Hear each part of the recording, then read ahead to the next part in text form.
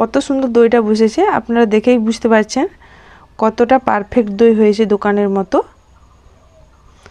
এইভাবে যে বাড়িতেও স্টিলের বাটিতে এরকম দই বানানো যায়, আপনারা সম্পূর্ণ ভিডিওটা দেখলে তবেই বিশ্বাস করবেন। আর আপনারা যারা একদমই বাড়িতে দই বানাতে পারেন না, তারা আমার দেওয়া টিপসগুলো ফলো করলে কিন্তু একদমই পারফেক্টভাবে দোকানের মতো মিষ্টি দই তৈরি করতে পারবেন। নমস্কার বন্ধুরা, ভিলেজফুড প্রসেস চ্যানেলে আপনাদের সবাইকে স্বাগত জানাই। দই বসাতে কিন্তু 7 থেকে 8 ঘন্টার প্রয়োজন হয়। আজকে আমি আপনাদেরকে মাত্র 10 মিনিটে স্টিলের বাসনে কিভাবে দই বসাতে হয় পারফেক্টভাবে, সেই রেসিপিটাই শেয়ার করব। বাড়িতে কোনো হঠাৎ করে অতিথি চলে এলে আপনাদের হাতে হয়তো সময় নেই, কিভাবে অল্প সময়ের মধ্যে আপনারা দইটা বসিয়ে অতিথি আপ্যায়ন করতে পারবেন সেটা আপনারা সম্পূর্ণ দেখতে থাকুন, স্কিপ করবেন না, তাহলে কিন্তু মোটেও বসাতে পারবেন না। তাহলে চলুন বন্ধুরা, কিভাবে বানাচ্ছি আপনারা সম্পূর্ণ রেসিপিটা দেখতে থাকুন। আজকে দইটা আমি পাউডার দুধ দিয়েই বানাবো, সেজন্য আমি নিয়েছি এই কাপের মাপে 2 কাপ জল। এই জলটা কিন্তু হালকা উষ্ণ গরম নিচ্ছি।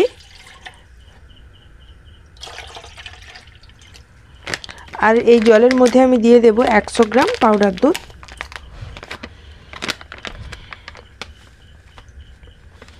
আমি এখানে আমুল কোম্পানি নিয়েছি, তো আপনারা চাইলে যে কোনো কোম্পানির ব্যবহার করতে পারেন গুঁড়ো দুধটা। এবার খুব ভালোভাবে মিশিয়ে নেব।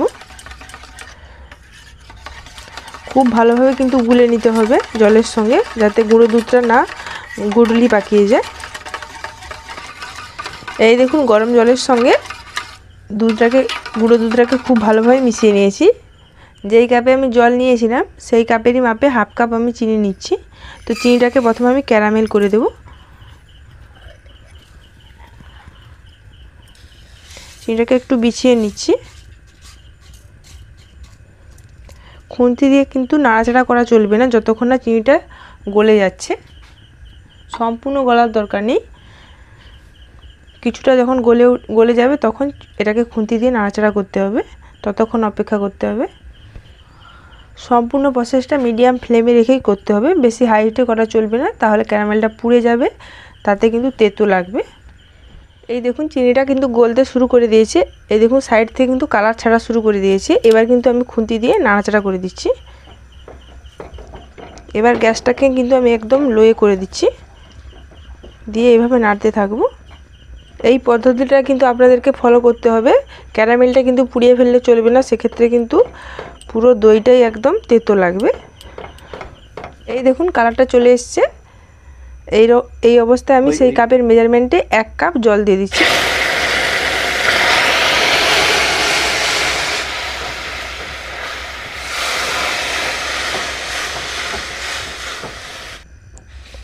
এই দেখুন, চিনিটা কিন্তু দলা পেকে যাচ্ছে, নাড়তে নাড়তে কিন্তু এই দলা ভাবটা চলে যাবে। এই দেখুন, চিনিটা কিন্তু সম্পূর্ণ গলে গিয়েছে। এবার আমি অল্প অল্প দুধ দিয়ে মেশাতে থাকবো।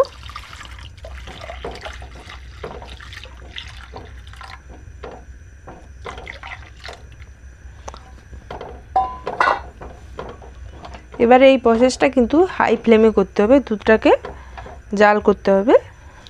এটা হাই ফ্লেমে আমি জাল করে নিচ্ছি দুধটাকে। যেহেতু পাউডার দুধ আছে, দুধটা কিন্তু জাল করতে বেশি টাইম লাগবে না, ঘন হয়ে যাবে তাড়াতাড়ি। আর এমনি দুধ করলে কি হয়, সেটা কিন্তু একটু সময় সাপেক্ষ, এটা একদমই কম সময়ের মধ্যে তৈরি হয়ে যাবে। আপনারা কিন্তু সম্পূর্ণ প্রসেসটা ফলো করুন, দেখবেন একদম পারফেক্ট দোকানের মতো আপনারা দই বাড়িতেই তৈরি করতে পারছেন। মাত্র 10 মিনিটের মধ্যে কিন্তু তৈরি হয়ে যাবে। 2টো এলাচকে একটু হালকা করে থেতো করে দিয়ে দিচ্ছি, এতে খুব সুন্দর একটা ফ্লেভার আসবে। চাইলে আপনারা এটা দিতে নাও পারেন, কারণ পুরোপুরি এটা অপশনাল। তো এলাচটা দিলে কিন্তু খুব একটা সুন্দর ফ্লেভার আসবে দইয়ের মধ্যে। আর এই পর্যন্ত আমি কিন্তু 3 কাপ মোট জল দিলাম। পাউডার দুধটাকে গুলেছিলাম 2 কাপ, আর কিন্তু 1 কাপ, মোট 3 কাপ জল দিলাম। তো এই দুধটাকে একদম 2 কাপে আনতে হবে, জাল দিয়ে 2 কাপ মতো দুধে আনতে হবে। ততক্ষণ পর্যন্ত আমি জাল দেব। এই দেখুন, নাড়তে নাড়তে দুধটা কিন্তু 2 কাপ মতো হয়ে গেছে, আর দুধের ঘনত্বটাও দেখুন কতটা গাঢ় হয়ে গেছে। তো এবার আমি গ্যাসটাকে বন্ধ করে ঠান্ডা করে নেব দুধটাকে। এভাবে নেড়ে নেড়েই কিন্তু ঠান্ডা করতে হবে, তাহলে দইটা কিন্তু খুব ভালো জমবে। দুধটা কিন্তু একদম সম্পূর্ণ ঠান্ডা করলে হবে না, হালকা হাত ছোঁয়া গরম থাকতে হবে। তাহলেই কিন্তু দইটা ভালোভাবে বসবে। দইটা বসানোর জন্য কিন্তু টক দইয়ের প্রয়োজন আছে, সেই জন্য আমি 3 চামচ মতো টক দই নিয়ে নিয়েছি। আর দেখুন টক দইটাকে কিন্তু আমি জল ঝরিয়ে নিয়েছি, ছাঁকনির মধ্যে রেখে দিয়েছিলাম, জলটা দেখুন ঝরে গেছে, অনেকটাই জল বেরিয়েছে। এবার আমি এটাকে খুব ভালোভাবে ফেটিয়ে নেব, একটা পাত্রে নিয়ে নিচ্ছি।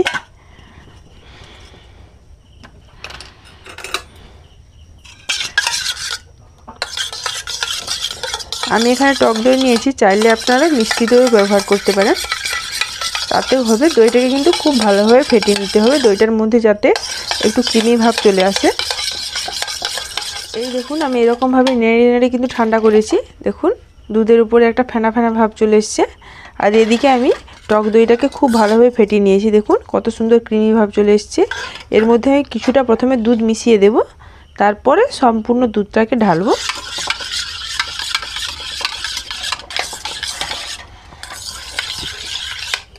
এই দেখুন এটাকে খুব ভালোভাবে মিশিয়ে নিয়েছি। এবার সম্পূর্ণ দুধটাকে আমি ঢেলে দিচ্ছি, দিয়ে আবারও খুব ভালোভাবে এভাবে মিশিয়ে নিচ্ছি। এই দেখুন কত সুন্দরভাবে ফেনা হয়ে যাচ্ছে। দেখুন আপনাদেরকে তো মেন বিষয়টা বলা হয়নি যে দুধটা যখন নেবেন এরকম হাত ছোঁয়া যেন গরম থাকে, আঙুলটা জাঁকিয়ে কিছুক্ষণ রাখতে পারছেন এরকম তাপমাত্রা নেবেন। খুব বেশি কিন্তু ঠান্ডাও না, খুব বেশি গরমও নেবেন না, তাতে কিন্তু দইটা একদমই ভালো জমবে না।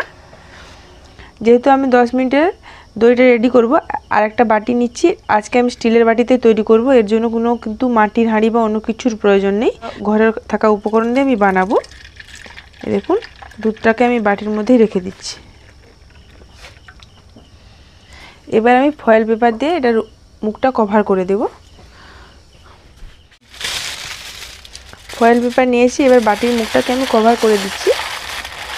আপনাদের কাছে যদি না ফয়েল পেপার থেকে থাকে তাহলে আপনারা যে কোনো টিফিন কৌটাতে বসিয়ে দেবেন, কৌটার মুখের চাপাটাকে বন্ধ করে দেবেন, সেক্ষেত্রে তাতেও হবে। এই দেখুন খুব ভালোভাবে আমি ফয়েল পেপার দিয়ে মুখটাকে আটকে নিয়েছি। এদিকে আমি কড়াইতে কিছুটা পরিমাণে জল গরম করতে বসিয়ে দিয়েছি। কড়াইয়ের নিচে কিন্তু স্ট্যান্ড আছে, স্ট্যান্ডের উপরে ওই পাত্রটাকে আমি এবার বসিয়ে দেব। বসিয়ে 10 মিনিটের জন্য এটাকে স্টিম করে নেব। গরম জলের উপর আমি বসিয়ে দিচ্ছি। আমি বাটিটা বসিয়ে দিয়েছি, এবার ঢাকা দিয়ে মিডিয়াম আঁচে 10 মিনিটের জন্য স্টিম করে নেব। 10 মিনিট কিন্তু স্টিম করে নিয়েছি, এবার আমি ঢাকাটা খুলে দেখছি। এই দেখুন জলটা কিন্তু অনেকটাই কমে গেছে। এবার আমি গ্যাসটাকে বন্ধ করে দিচ্ছি। বন্ধ করে দিয়ে এই অবস্থায় কিন্তু, এই গরম অবস্থায় কিন্তু আবারও ঢাকা দিয়ে রেখে দিচ্ছি যতক্ষণ না ঠান্ডা হচ্ছে। ঠান্ডা হওয়া পর্যন্ত কিন্তু অপেক্ষা করতে হবে। ঠান্ডা হয়ে গেছে, এবার ঢাকাটা খুলে আপনাদেরকে দেখাচ্ছি।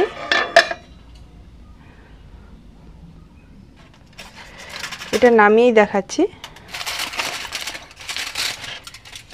এই দেখুন আপনাদেরকে কভারটা তুলে তো দেখালাম, কত সুন্দরভাবে দইটা জমে বসে গেছে। দেখুন দেখতেই পাচ্ছেন উপরে যে ফেনা ফেনা ছিল, দেখুন কত সুন্দরভাবে ফেনা ফেনা হয়ে আছে দইটার মধ্যে। এবার আমি এটাকে কিছুক্ষণ ঠান্ডা করে নিচ্ছি, কারণ গরম গরম দই কিন্তু খেতে ভালো লাগে না, মিষ্টি দই।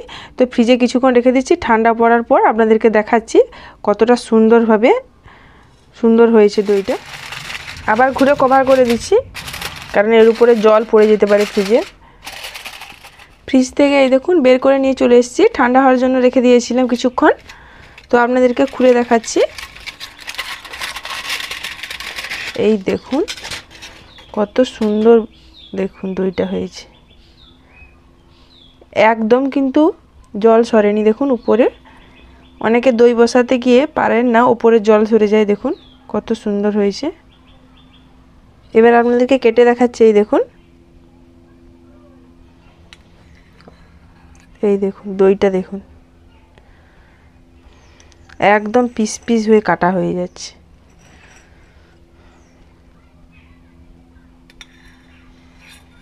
দেখুন